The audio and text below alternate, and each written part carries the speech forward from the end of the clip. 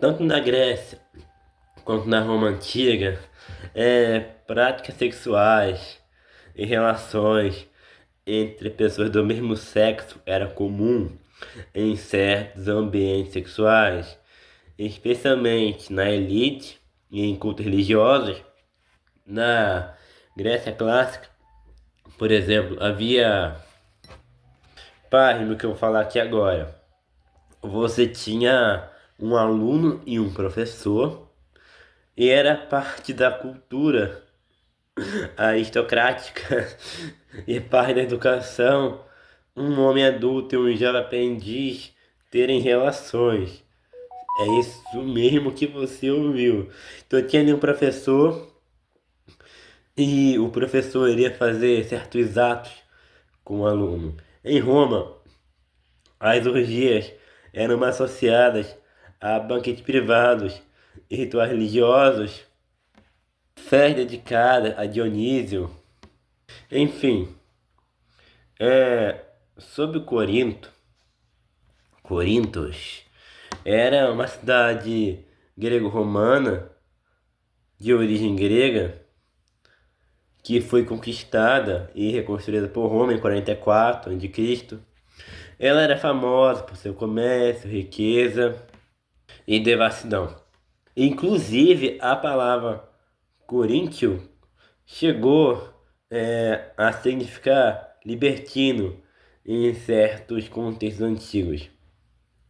A deusa Afrodite lá tinha um templo com mulheres que serviam a ela, sacerdotisas, esse era o nome, que se dedicavam à prostituição sagrada, isso mesmo, o que reforçava a fama da cidade. Enfim, depois que a Grécia foi dominada por Roma, ela nunca mais foi livre. Os gregos foram conquistados por Roma no segundo século de Cristo, mas a cultura grega passou a dominar o império culturalmente. Os romanos latinizam a política, mas helenizam a mente. Roma nunca deixou de ter domínio político sobre a Grécia, mas a cultura grega foi absorvida e fundida a Roma. Nesse vídeo aqui, pela primeira vez no meu canal, eu citei homossexuais. Eu nunca citei isso aqui, porque eu não gosto de me envolver em polêmica. Enfim, o que Jesus fala dos homossexuais? Eu vou ser franco com vocês, tá? Bora lá pro episódio de Levi, Mateus, Jesus e os pecadores. Vamos lá. Jesus convivia com publicanos, prostitutas e pecadores. Enfim, ele convivia, mas não aprovava o pecado dele. Ele o chamava ao arrependimento. Um episódio clássico está em Mateus 9, do 10 ao 13, em grego original. Eu vou deixar aqui o texto em grego Koine original. Olha aqui, bora ler aqui a passagem comigo. Mateus 9, do 10 ao 13. Estando Jesus à mesa, na casa, vieram muitos publicanos e pecadores, e sentaram-se com ele e seus discípulos. Ou seja, Jesus e os discípulos dele estavam lá, cara. Tava todo mundo lá reunido. E quando os fariseus viram Jesus com um montão de pecador, quando fala pecador, é os piores tipos de pessoas, tá? Quando os fariseus viram isso, o que eles falaram?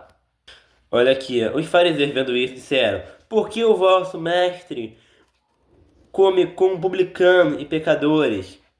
Jesus ouviu e respondeu: não são os que estão saudáveis que precisam de médico, mas sim os doentes. E faz sentido. Você vai para o hospital quem tá ruim, cara, não quem tá bom. E Jesus completa: Jesus não quer sacrifício, ele quer misericórdia. Jesus aqui ele fala que ele não veio para chamar os justos, mas sim os pecadores ao arrependimento. Cara, Jesus não anuía com o pecado. Em nenhum momento Jesus anuiu com o pecado. Em nenhum momento ele passou pano. Eu não vejo em nenhum momento Jesus passando pano, tá? Ele é lá com um propósito, não de se divertir com os pecadores, e sim evangelizar. Reparou o que ele quis fazer ali? Jesus não fala isso, continue nessa vida. Ele não fala isso, ele chama essas pessoas ao arrependimento. Enfim, eu tenho várias passagens disso. Agora, bora mudar. Bora lá para a mulher samaritana. Em João 4, Jesus encontrou a mulher samaritana e revela, usando seus poderes, né? Porque Jesus ali, ele era Deus, e mesmo sem conhecer a mulher, ele pôde usar os poderes dele ali e ter acesso à vida da mulher. Jesus revela que ela tinha 5 maridos e o marido que ela estava agora, não era seu marido de verdade. Mais uma vez, Jesus, em vez de condenar, ele não condena a samaritana. Mas mais uma vez, em vez de condenar, ele mostrou misericórdia. Jesus, ele sempre demonstra misericórdia, não importa o que aconteça. Quando a gente pensa assim, nossa, ele vai condenar a mulher. Não, ele não condenou a mulher, Se você pensa que Jesus, quando ele estava aqui, ele xingou gay, homossexual, prostituta, ele não xingou. Ele não condenou essas pessoas, ele chamou ao arrependimento. E nem expulsa ela. Ele oferece a ela a água viva e a convida a mudar de vida.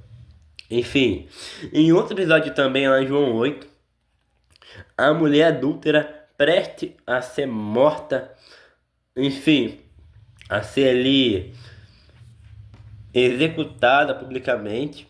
Em vez de Jesus ter aquele legalismo, não, bora matar ela, Jesus não era legalista.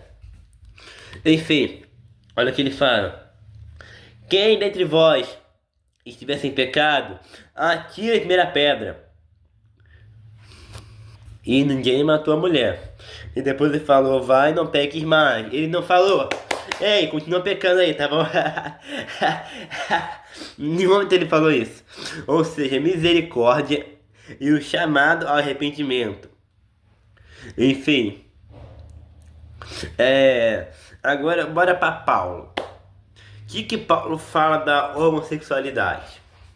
Enfim, eu vou deixar aqui a passagem em grego original. Paulo, o próprio apóstolo Paulo, ele fala que não vai herdar o reino dos céus nem os imorais, nem os idólatras, nem os adúlteros, nem os malacói, efeminados, nem os arsenocoitai, homens que se deitam com homens, nem ladrões, nem avarentos, nem bêbados, nem difamadores e nem roubadores herdarão o reino de Deus. Paulo fala isso. Quando Paulo fala malacói, é literalmente macio, usado no contexto de comportamento feminado, passivo sexualmente. E o arsenocoitai é um termo de composto arsen, homem, mais coit, leite sexual. E geralmente entendido como homens que têm relações com outros homens.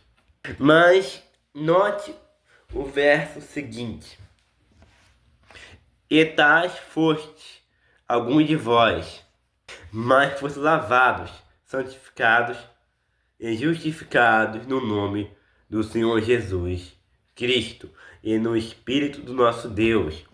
Ou seja, Paulo não escreveu com ódio, mas com a ideia de transformação e arrependimento.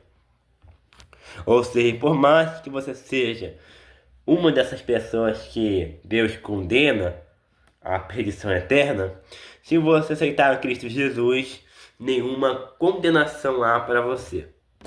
Cara, existia a lei antiga e a graça em Cristo. No Antigo Testamento, a lei mosaica determinava penas severas para pecados sexuais. inclusive a morte, em Levítico 20:13. Mas no Novo Testamento, com Cristo, a lógica muda. Jesus cumpre a lei, Mateus 5,17. A punição civil deixa de ser central, o foco passa a ser arrependimento e fé.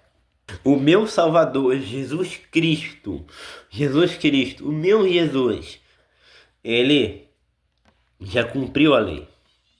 O foco passa o arrependimento e fé. A igreja primitiva não executava pecadores, os chamava à conversão. Cara, eu vou falar mais uma vez. O amor de Jesus Cristo, de Jesus, nunca foi passar pano no pecado. Jesus é Deus em forma humana, João 1,14. E a própria encarnação do amor, Deus é amor, João 4,8. 1 João 4,8, tá? Vai lá, 1 João. Mas esse amor não é tolerância ilimitada, nem liberação geral. É amor que cura, transforma e chama mudança. Ele amava as pessoas do jeito que elas estavam, mas nunca deixava do jeito que estavam. Olha o que ele fala em João 8,11. Nem eu te condeno, vai e não peques mais. João 14,17. Arrependei-vos, porque está próximo o reino dos céus. O primeiro sermão de Jesus não foi Deus ama vocês, e foi arrependei-vos. E arrependimento, no grego, significa metanoia, cara. Quer dizer, mudança de mente e de direção. Cara, Jesus deixava os religiosos doidos. Ele incomodava. Os fariseus saduceus não suportavam que Jesus desmascarasse a hipocrisia deles. Olha o que ele fala. Ai de vós, escribas e fariseus, hipócritas, porque vocês são semelhantes a sepulcros caiados. Por fora parecem belos, mas por dentro estão cheios de ossos e de toda a podridão, cara.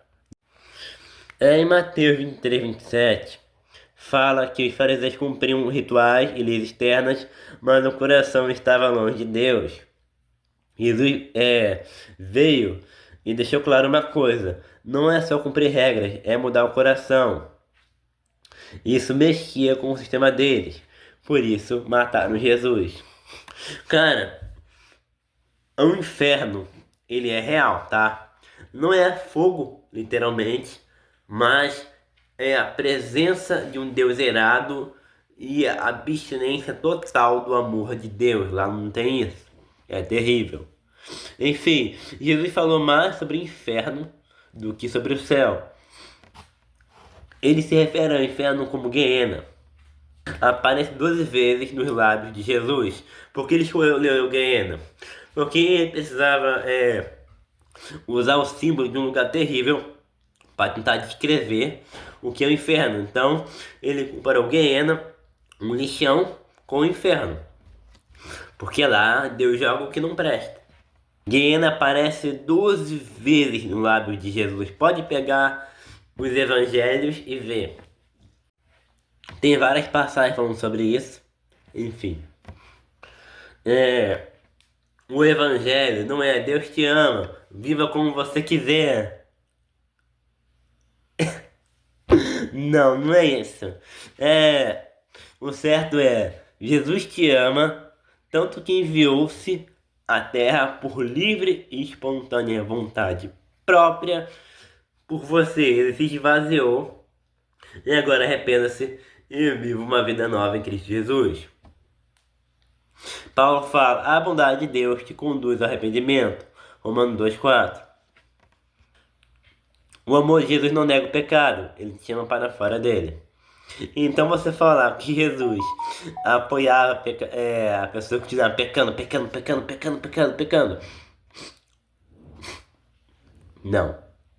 Esse não é o Jesus dos evangelhos. É o Jesus da tua cabeça, né? Mas não é o Jesus dos evangelhos, cara. Cara, esse vídeo aqui ficou bom, cara. Ficou bom. Então, meu amigo, se você ainda não é cristão, aceite Jesus Cristo como seu Salvador e livre-se da perdição eterna. Ok? E é isso. Eu não estou forçando você a isso. Quem convence é o Espírito Santo. Ah, eu acho que eu deixei uma dúvida nesse vídeo. Quando eu falei lá no início, helenização, o que é isso? É o processo pelo qual a cultura grega, helenística, se espalhou pelo mundo antigo depois de Alexandre o Grande. Enfim, teve impacto direto no cristianismo primitivo e no contexto em que os cristãos viviam. Na língua, o grego, né, se tornou a língua comum, coin, usada no comércio, na política, na literatura. Por isso, o Novo Testamento foi escrito em grego e não em hebraico ou aramaico, facilitando a circulação do Evangelho por todo o Império Romano. Enfim, a filosofia e pensamento, ideias gregas sobre ética, alma e razão, e código, influenciaram como os primeiros cristãos pensavam sobre Deus, vida e moral. Muitos apologistas cristãos, como Justino Marte e Clemente de Alexandria, usaram a filosofia grega para explicar o cristianismo ao público pagão. Teve impacto na arquitetura, na arte. A helenização trouxe elementos da estética, construção para templos, igrejas, basílicas, colunas, frontões, mosaicos, proporções arquitetônicas eram inspiradas em templos gregos. E se vê quando os cristãos saem das catacumbas e constroem espaços bonitinhos, sofisticados, né, iluminados. A identidade planejada, as praças, centros públicos e hierarquia influenciou a estrutura das comunidades cristãs, que muitas vezes espelhavam a organização urbana e administrativa na grega, né? Quando a igreja saiu das catacumbas, essa influência helenística estava presente na língua para pregar e escrever, na filosofia, que ajudava a explicar a fé, na arquitetura dos templos, na forma de se organizar socialmente, né? E é isso. Do século I ao século II, os cristãos eram minoria perseguida pelo Império Romano. Eles se reuniam em casas, enfim. Eles usavam túneis subterrâneos fora da cidade para sepultamento, em cultos discretos. Ninguém sabia o que rolava ali. E surgiam relatos malucos sobre os cristãos. Essas reuniões eram simples, havia só orações, leitura da escrita e ceia sem luxo nenhum, porque a ostentação podia chamar a atenção das autoridades e provocar perseguição. Só em 313 é emitido o Edito de Milão, legalizando o cristianismo. Depois disso, os cristãos puderam se reunir abertamente sem medo de perseguição. Com isso, construíram as basílicas, né, grandes templos públicos, longos corredores, colunas, altares. Enfim, mas isso é assunto para outro vídeo, cara. Enfim, é isso.